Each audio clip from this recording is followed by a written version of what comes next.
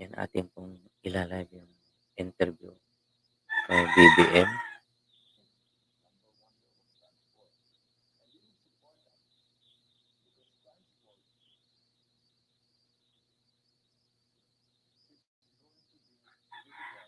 Yan, good morning po sa inyong lahat, mga kababayan. Atin pong ihatid sa inyo ang live na interview kay BBM.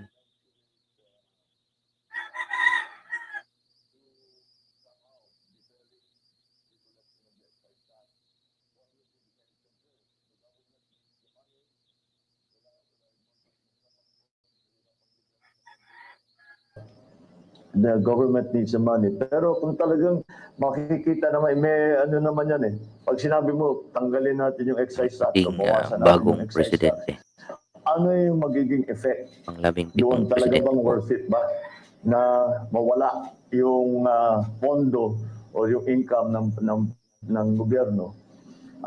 Kasi mas magiging maganda naman ang effect sa ekonomiya and makabawi tayo. So we have to study that. It's still Yan a po eh, cost-benefit hindi analysis. pong mapapili But that's what we will BBM. do. But of course, that will be one Pangulong of the areas that will PBBM. be under intense study in the first few weeks, because we really have to see our Yung fiscal kanyang policy, first how sa is it, and we have to be mainstream media. Analytical in the way that we impose new taxes or withdraw old taxes or amend the tax structure to see that there will be as I said, a commensurate advantage, perhaps in another part of the economy. But kailangan meron naman talagang may balance naman. So, kasi pag nawala ka agad dyan, wala naman tayong pangbigay ng tupad, wala na tayong pangbigay ng ayuda, kailangan pa rin ng tao yan. But if the economy is ready, kahit kunin mo yan, may trabaho na, then perhaps we can think about it. Thank you, MJ. Mr. Martin. PBBM, sir. Yes. Good morning. Good morning. Our debt stands at 13 trillion right now.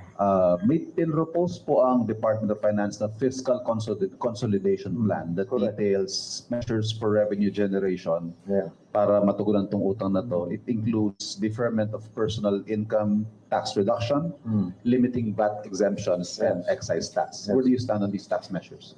I think that's an examination we really have to undertake. I mean, just for what I hear from legal practitioners, we have to codify our tax. Kasi yung tax natin, it has evolved over many administrations. And what I will try to apply is that there will be hindi lang yung kuha tayo dito sa syntax, kuha tayo dito sa oil, kuha tayo dito sa housing, kuha tayo dito sa cooperative. Hindi, kailangan talaga may plano tayo. So gagawin natin yung plano natin, and the fiscal policy is going to follow that. Now, in my discussions with our legislators yesterday, we are trying to create fiscal space so that to reduce the load on ordinary citizens, and maybe move the load up, the tax load up, and there are also distribution of wealth implications to that, which are very, very important. It's one of the areas that I think we have to work on very, very hard. The distribution of wealth into the Philippines has not been very equitable. And so that's something that the fiscal policy will hope to balance, achieve a better balance. So we must approach all of these things. The economy is a living thing, and you cannot just look at one area without trying to anticipate what the real effect will be for the entire economy and for. So we have to, the point I'm making is that we have to have an economic recovery plan, and the fiscal policy will follow that. What areas will we encourage? What comes out off the top of my mind is MSMEs kada. Boss, bawasan na natin, or we give them a holiday, tax amnesty, tax holiday. Let's study. We're studying that now, because that's the only way that I can see. We do microfinancing even in the private sector. We want them to come back because then 62% of our employees are in MSMEs.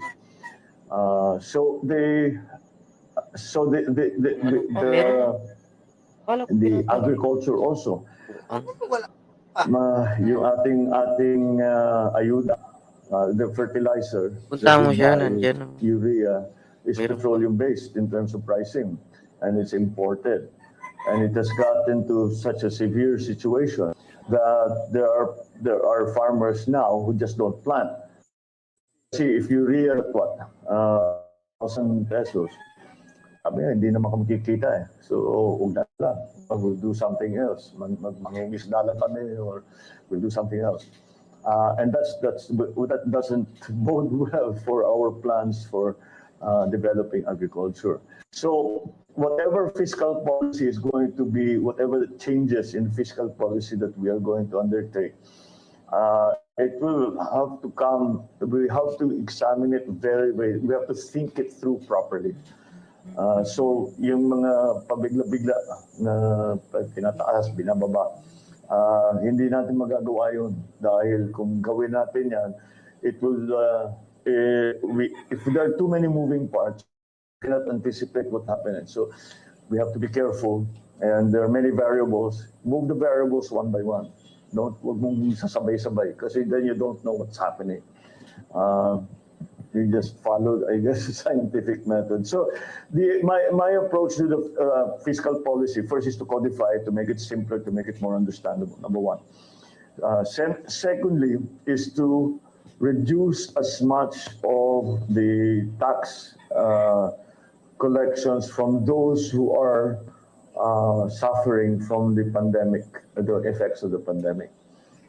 That means MSMEs, agricultural sector, transport, yung mga ganun. So, babawasan natin. Let's hope we can raise funds in another area and use it there. So, then, very important to me is the distribution of wealth issue. So, that will also be part of the thinking that will obtain when we talk about fiscal policy. So it's difficult for me at this point. I'm trying to answer your question, but it's difficult for me to answer your question because I cannot talk about specifics, because they will all be part of a larger economic plan. Of course, but the general principle that we will apply is to give opportunities to those that have suffered, maybe by lightening the tax liabilities that they are required to pay. But again, we have to see what the effect will be for the rest of the economy, for other sectors of the economy. So, yes, fiscal policy is going to, monetary policy is also, now that you mentioned monetary policy is also, I was just watching the news before I came here, marami na talaga nagtataas ang interest rate around the country. So, this is what we were talking with BSP President Ben Jokno, if we're going to raise interest rates, if our investment rating will change, kung bababa ba yan, or can we do something to keep it? But he seems optimistic. And to an extent, I share his optimism, and I think we can do it. But we have to be very, very, how do you say? We have to be very circumspect about making sudden changes, because as we've seen, all of these sudden changes have had some unintended consequences in other parts of the, hindi mo na makakalain, may pumutok doon kasi dito may ginawa ka rito. Like I said, the economy is a living thing, and it's always a work in progress. So we'll continue to examine all of that. Yeah. Sir, very crucial in revenue generation are the bureaus of Bigas pa dito. customs and internal revenue. Yeah. My first question, meron na po ba kayong napili o nakausap? Na Well, let me put it this way, dami aplikante for customs and BIR. But you're right, critical yan. We have to increase our collections both in the BIR, both in the in customs. Sa customs, marami nag-a-advise sa atin, marami naman na maaaring gawin. We're talking about buying equipment, the ADB, the World Bank has given us much equipment na masyadong nagagamit. We have to increase that. Also, we have to develop the ports so that the business grows, and from that growth in trade, in shipping, the collections of government will increase. But the efficiency of the Bureau of Customs has to be really seen too. Hindi naman mangyayari yan na nag-isa. And we, of course, structurally, we have to approach it in a new way and say that the main job of the Bureau of Customs is to increase the collection through ease of doing business, even just the documentation, and then of course all this new equipment that we can to be able to handle larger increases in volume. So that I think is how we are going to head when it comes to customs. And yes, I have had many applications to head the Bureau of Customs, but I'm sure we will find the right people. I have a fairly good Yan, idea, live na live po yan interview of kay who has been able to PBBM. show performance. And the BIR, ganun din. What we have to do is make more efficient the entire process. Number one, make it easier for people to understand what the tax structure is. Put people in there. Of course, hindi mo matatanggal pa sa usapan. Let's not pretend na pag pinag-usapan customs at saka BIR, ang daming corruption. I was going to go there, sir, Yeah. if I may. Meron ho ba kayong magiging specific marching orders, the people you will appoint to these agencies with regard to allegations of corruption? Well, there's no place for, there should not be any place for corruption. Unfortunately, naging in some areas, naging endemic na talaga yung corruption. You will have to really dig deep. I hope we do not have to do what then Prime Minister Mahathir did, where he said, sige, mag-15-30 lang kayo kasi may tenure sila. Mag-15-30 lang kayo, huwag kayong papasok pag okay lang. I hope we don't have to go that far, but I'm willing to. This is too important. Otherwise, it just doesn't work. Corruption, kalimutan na lang natin yung nakaraan. Let's just do it. Huwag natin sasabihin natin, sige, it was not under my watch. Hindi ako namamahala nun. Ngayon ako na namamahala. So wala nang ganyan. At kung meron pang ganyan, habol-habulin talaga namin kayo. At hindi po pwede yan because we will not succeed. The government, the economy in the Philippines will simply not succeed if we cannot collect duties, tariffs, etc. Through the Bureau of Customs, and we do not have good collection on taxes, both at the national and at the local level. Hindi talaga obra. We cannot. The numbers don't. The numbers don't match. So that's why it is very, very important, and we have to, at the very least, reduce the corrosive influence of corruption in government as a general rule. Ms. Eden, on appointments, Sa DICT po, PBBM, meron na po kayong napipisel kung sinong ilalagay nyo doon. Since sabi niyo po kanina, priority po ninyo yung digitalization. Yeah, I have already a person there, but we are still trying to put together the plan. Siguro within this week, pwede na namin. Kasi inaayos pa lang namin. Kailangan kasi para sa akin, bago pa tayo mag-nominate, maliwanag na kung ano yung kailangan namin gawin. And kung paano gagawin, ano yung timetable. So yun ang nililiwanag ko naman sa ngayon. It really is at this stage, the ICT, it's technical. Ano ba yung kaya natin gawin? Where's the technology now? Who can help us with the technology? So we're trying to figure that out. Because yung digitalization affects every single agency in government, both national and local. And until we do it, yung efficiencies natin, yun, corruption na naman ng maraming sources of abuse. And certainly, yung ease of doing business lang. Yung tao naman, hindi naman dapat papupunta ng 20 opisina. You spend 3 days para makuha lang mga pirma na lalapit-lapitan pa ng mga fixer, na kailangan tanggalin natin lahat yun. So, and digitalization will be key to achieve that. So, let us lay it out first between ourselves, and then I will explain to you soon what the role the DICT is expected to play and how it will do it, and who will be in that department. Doon lang po sa ito yung pinaka-concern ng ating mga mamamayan, yung napabalita na po na maibababa sa 20 pesos ang per kilo ng bigas. That's the aspiration. Paano po natin yung gagawin?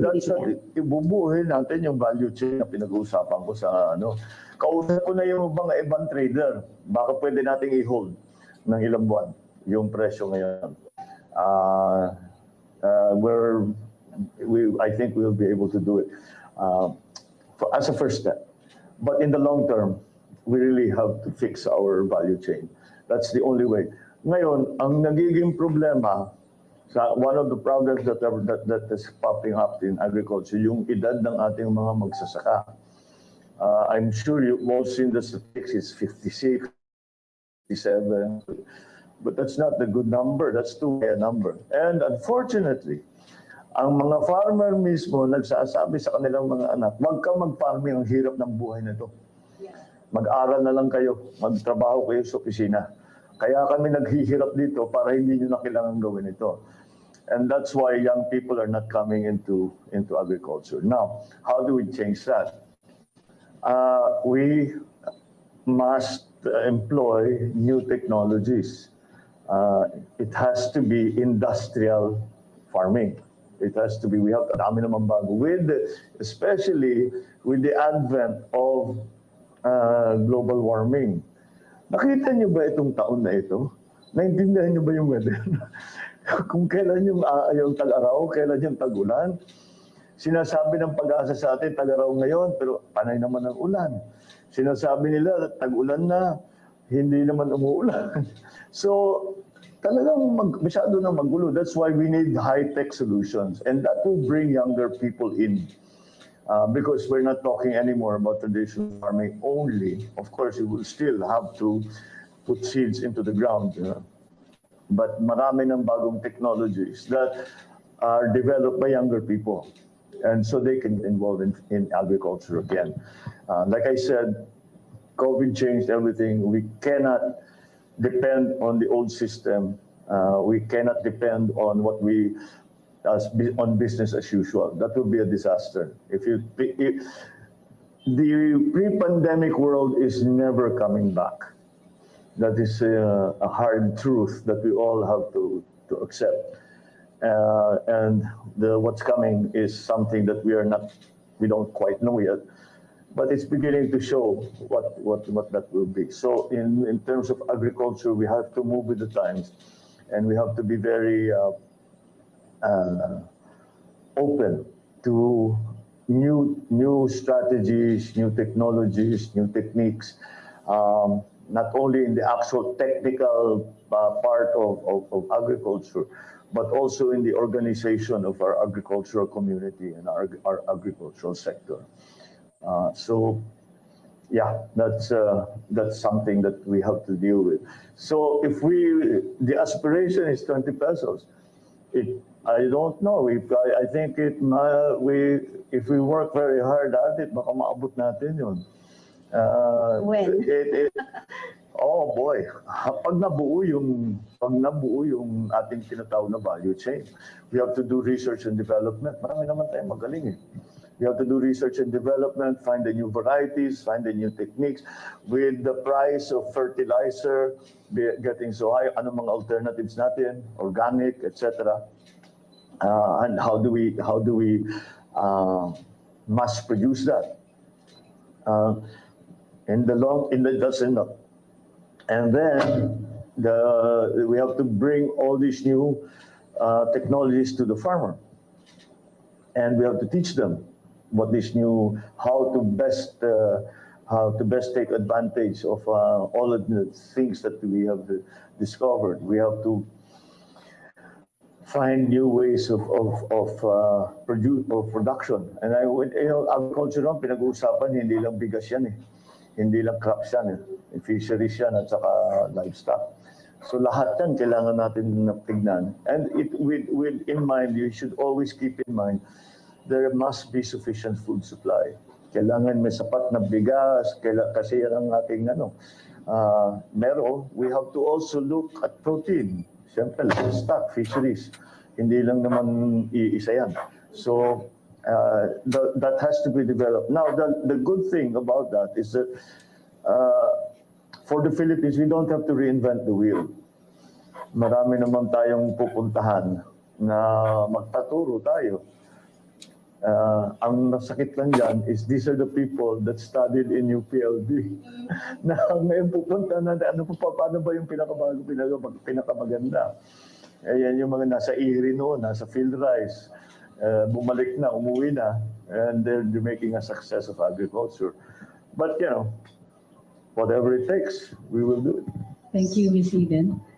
Jay, if you have no more questions on appointments, you can go to Food President. Appointments lang, sir. Balikan ko lang. Sige. Magkakaroon ba ng special assistant to the president na position, and who will it might be? Well, that actually is an existing position already. Special assistant, yes.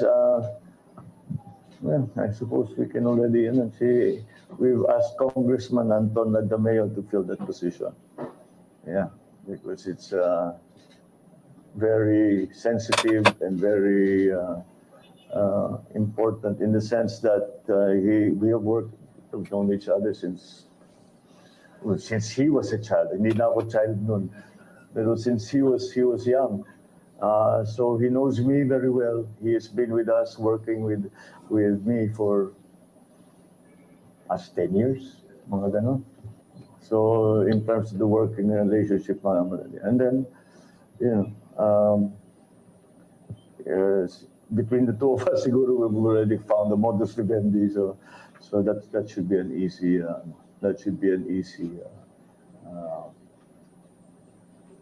Easy position for him to pick up on. Sir, May inside info kaya, ba't alam mo? ano lang, sir, yung si Deputy Speaker Marcoleta, what will happen to him? And recently, Vic told us sa media na there's an offer for Professor Cleita Carlos to join your cabinet rank. Anong updates sa kanya, sir? Marcoleta and Professor Carlos. Everybody's still we're still talking about the role. Because ang approach ko naman sa lahat na nare-recommenda o napupunta sa akin is, first of all, where do you feel, marami naman nagsasabi kahit saan, basta ilagay mo ako kahit saan. Marurunong naman, magagaling naman. And I always ask them back, I said, where do you feel you will be the most useful? And so all of that, si Kadante Marcoleta, I asked him the same question, and I'm waiting for his answer. So, but definitely, with his legal prowess, I think that he will be of great use to us. Now, I understand that in his particular situation, meron pa siyang opportunity mag-congressman. Oo, dun sa party list. So, he will have to decide that. That's his decision to make. So, pag-uusapan namin ulit. The professora, of course, we've been in consultation with her and asking her. And again, it's the same question: where do you feel that you will be the most help? And again, we're waiting for that answer because alam naman natin na marunong naman si professora. Siya at least especially in terms of foreign policy and international politics, talaga maraming maitutulong. Solgen, sir. Sino ang Solgen mo? Sorry? Solicitor General. Sa? Solgen. OSG. Which one? Solicitor General, sir. Social welfare. Huh? Soldier. Oh, okay. Hindi ko naintindihan. Okay. Marami din eh. Ang daming magagaling. We are lucky in that maraming who are some of the legal luminaries have expressed their willingness to join the government, and that's one of the offices that we're talking about. That's going to be very important. I'll talk to. We will. Hindi pa finalized. Hindi pa finalize ang sino magsosolve dyan.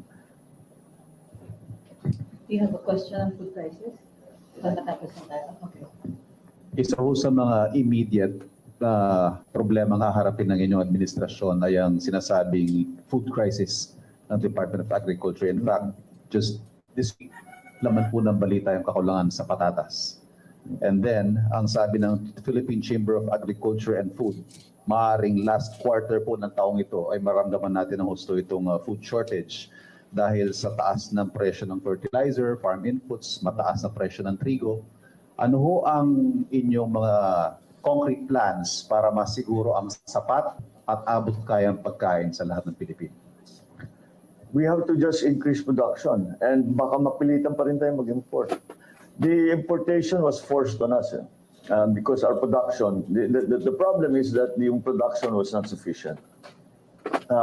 Since the production was not sufficient, to keep the prices down to an affordable level, and nasa crisis tayo, we're in an emergency situation. So we may have to continue to do that.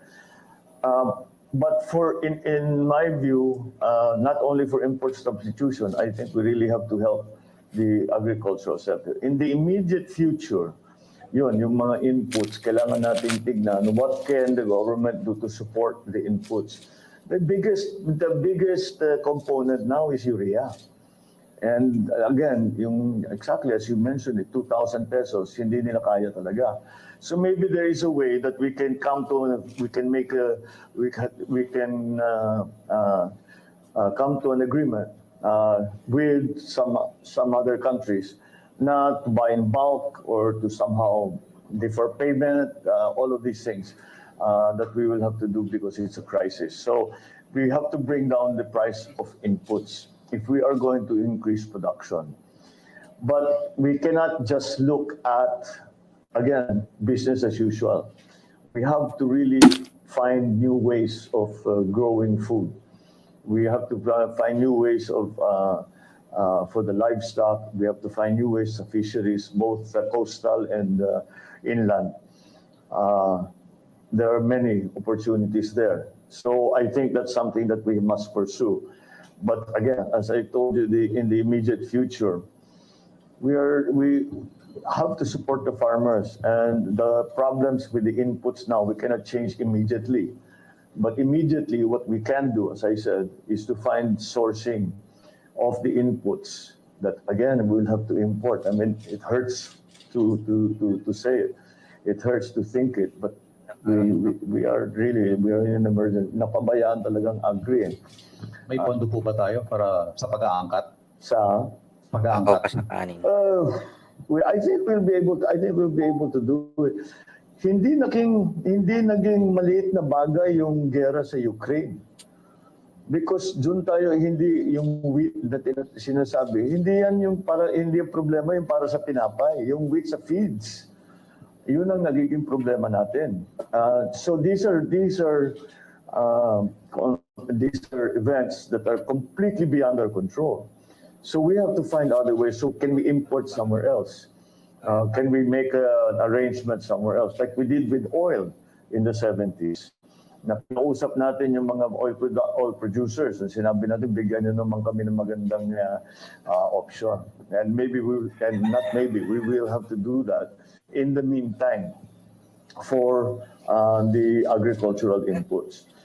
Pero kailangan talagang paspasan lahat yung mga research and development, lahat ng yung sistema ng pautang. I think that's one of the areas that we really want to look at. Unfortunately, Land Bank has converted itself not into an agricultural bank anymore. It really operates as a commercial bank. So maybe we can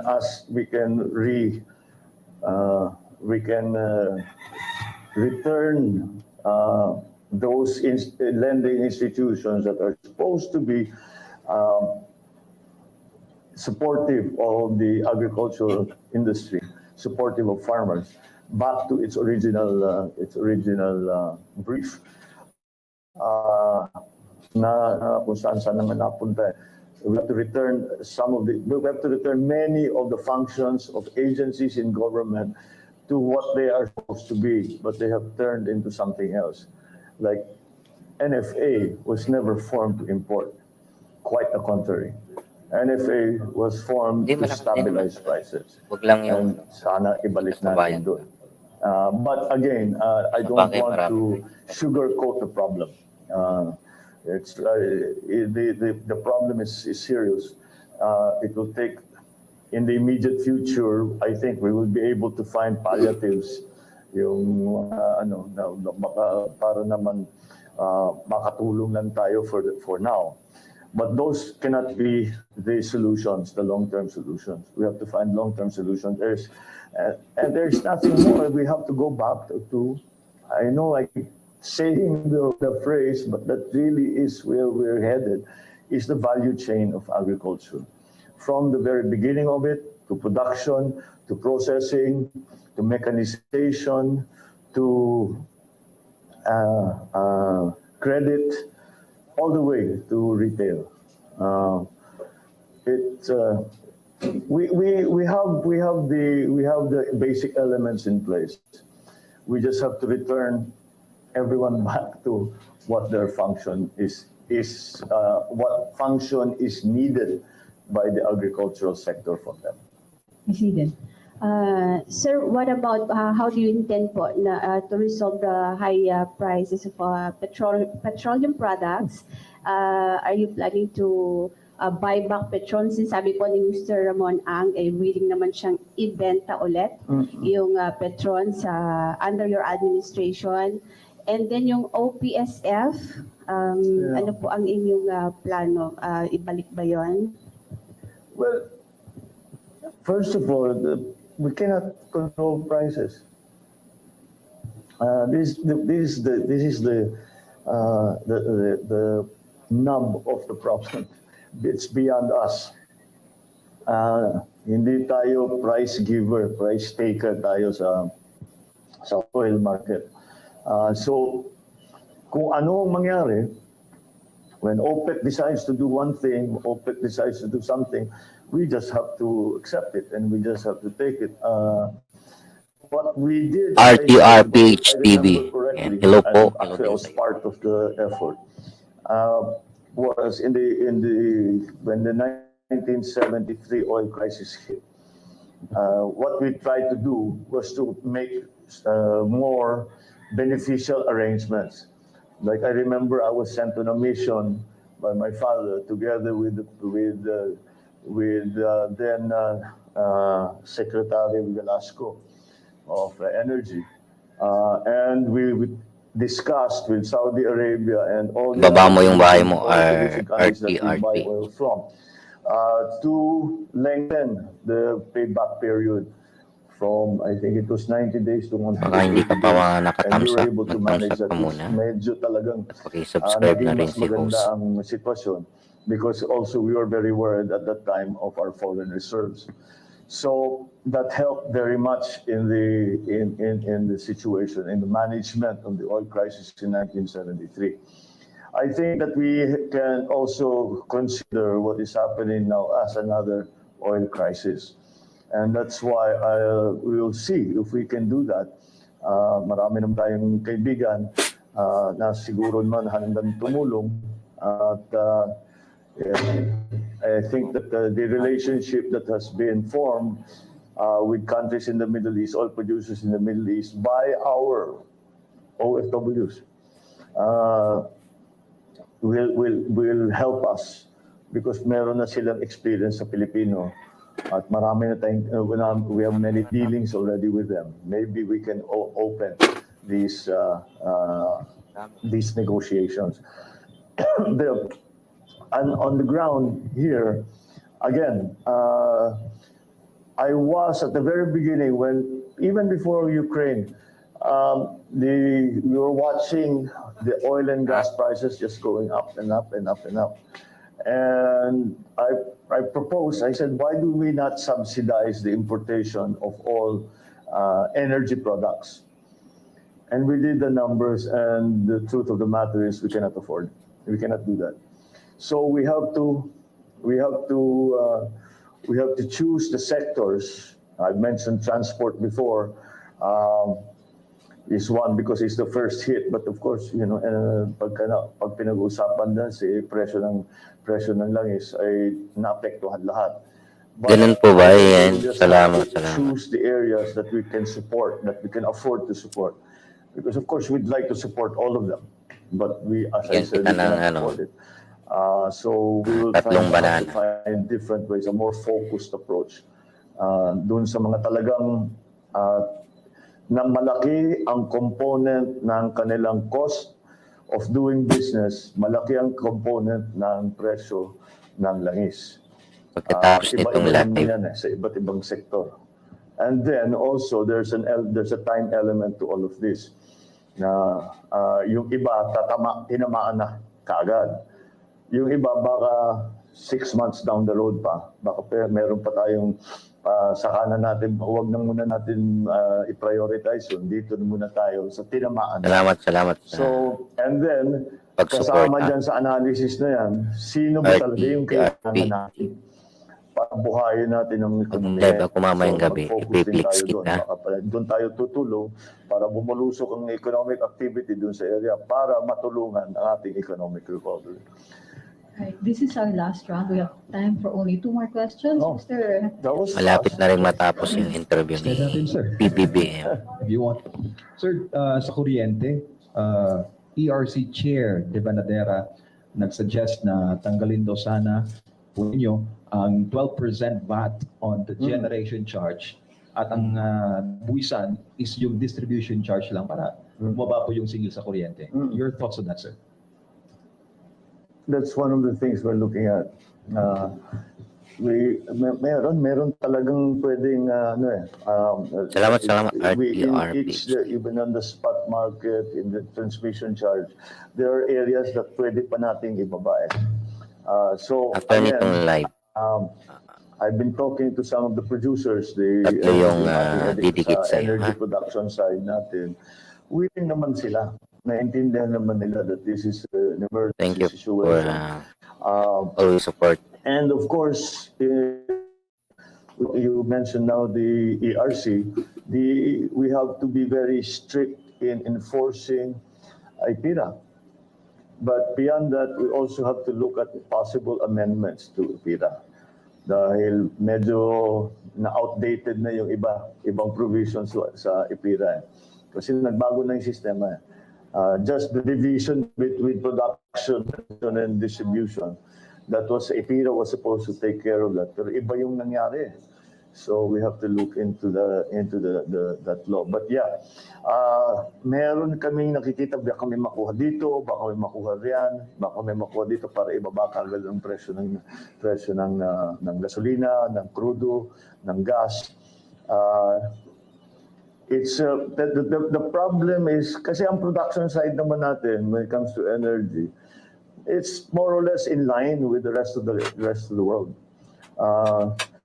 So it's in the system. There are problems that are inherent in the system, the way it has evolved. So kailangan talaga natin balikan. And the key there will be IPIRA.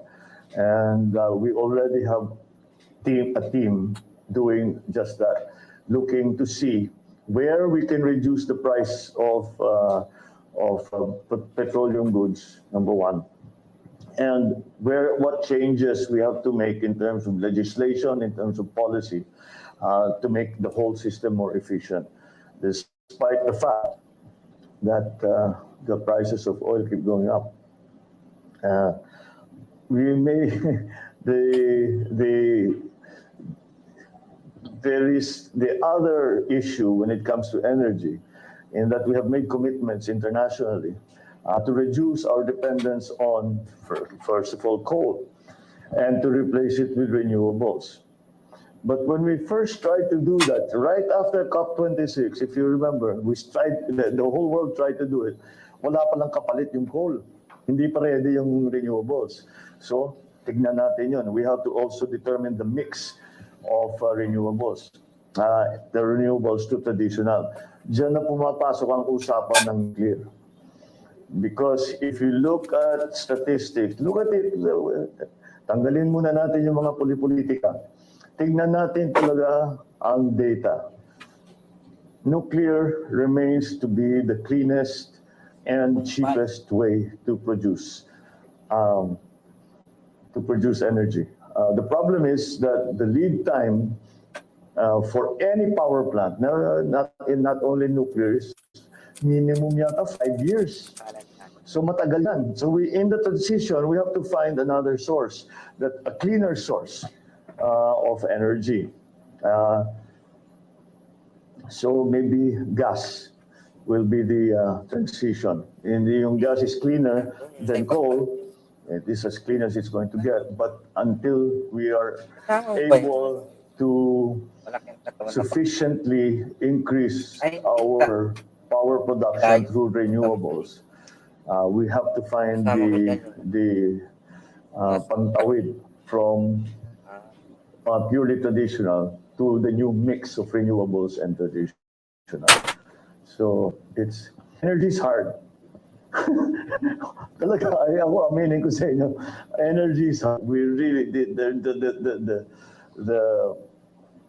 the world situation, the local situation, the way that we have evolved our systems, it can be quite complicated. So we have to really come up with some good strategies there. But in general, we have begun to see areas where that may potential na dyan tayo kukuha, may baba natin ang presyo ng singil sa kuryente.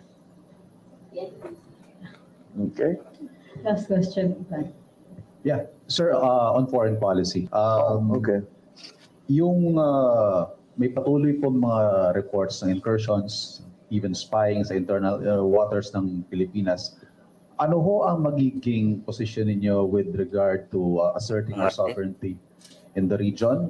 What is your position on the arbitral ruling, and how will you enforce it? Well, in terms of sovereignty, there is no wiggle room there. Our sovereignty is sacred, and we will not compromise it in any way. We are a sovereign nation with a functioning government. So that we do not need to be told by anyone how to run our own country. So that's essentially sovereignty, self-determined in the Philippines. So again, there is no room for negotiation there. It is sacred and inviolable. So that is my approach to Philippine sovereignty. I have already said this before. Considering in the West Philippine Sea that there have been these conflicts, we will not allow a single square, and even make it smaller, a single square millimeter of our maritime, coastal, and up to our 200 kilometers rights to be trampled upon.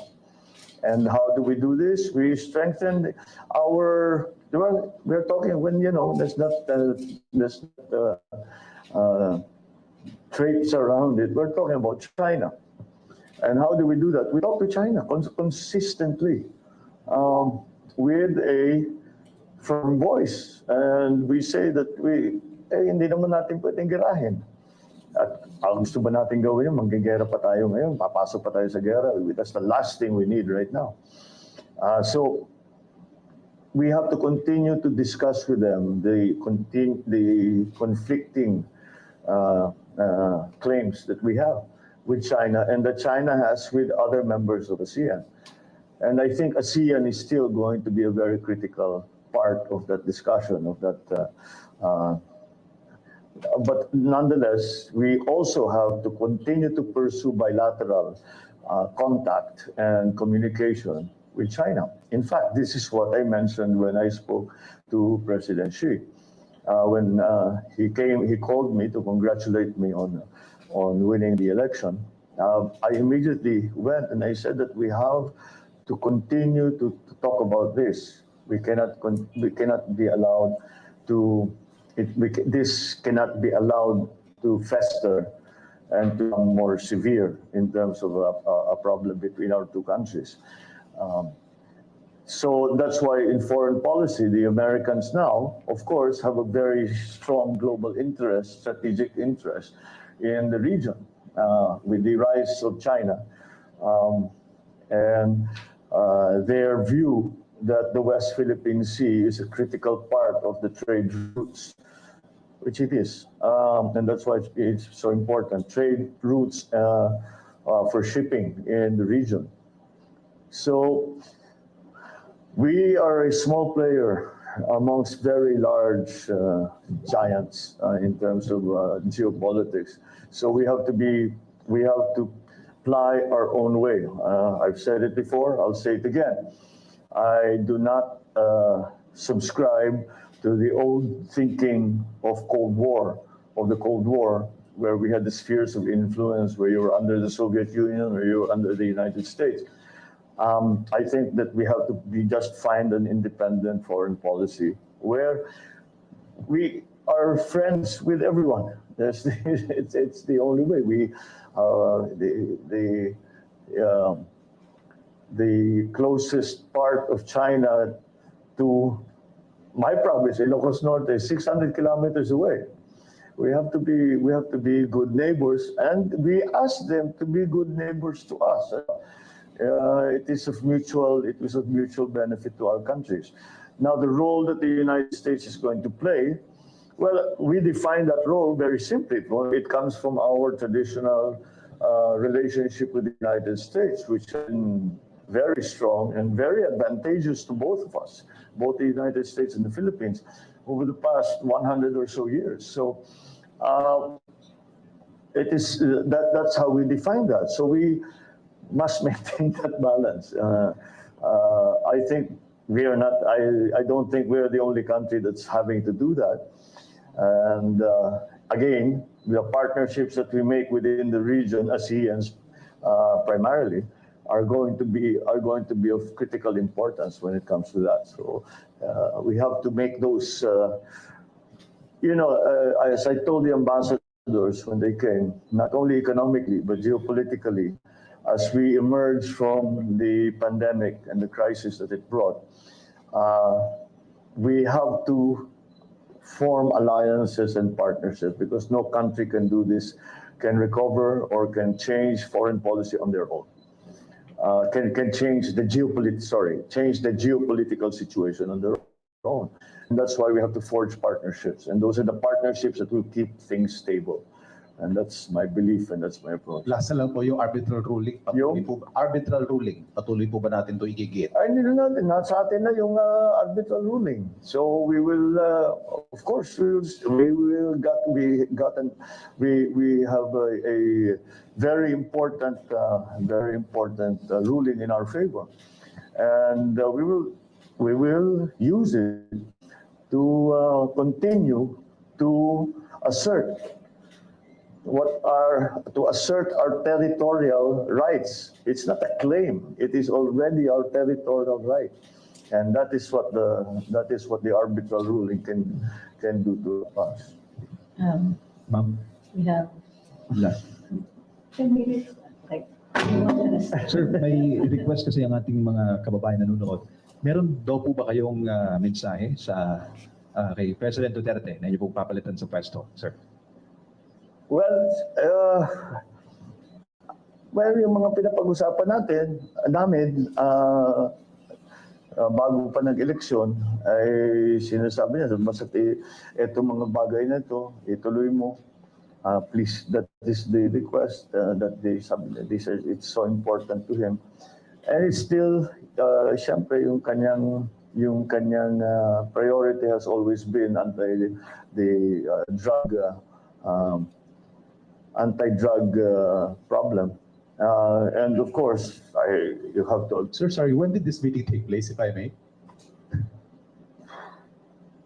Before the election? There were several, actually. It's not just a single... And this happened when you were already the front runner in the surveys, tama po ba? Not the first few. Wala pa ba? So more than once po? Oo. Pinuntahan ko siya. Sabi ko, how do you want to do this? Ako na lang ang natirang kandidato sa administration side. Pwede pa tayo magtulungan, ganun, the PDP, etc.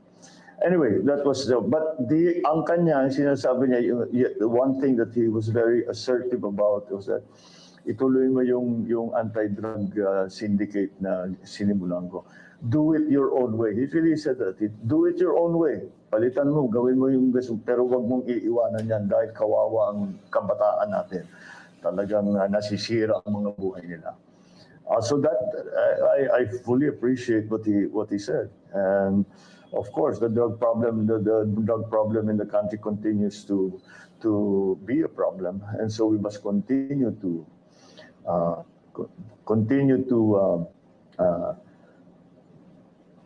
look that way. So foreign policy, of course, the president, si PRRD, has taken a very slightly unorthodox approach. But again, balance is his thing. So we agree on that. In terms of the economy, the last time we spoke, he said they were discussing yung increase from 200 to 500 sa ayuda. So they were talking about it. He turns to me and said, sorry na lang kung ikaw yung susunod, uubusin ko yung pera, pero kailangan na talaga ng tao. So this is a cabinet meeting? No, it was just a very casual discussion. But he was, si PRRD, he likes to throw it out there to see how people react and to see how it should be changed. And I was just a bystander. I was just watching. And so that talagang tama rin naman siya.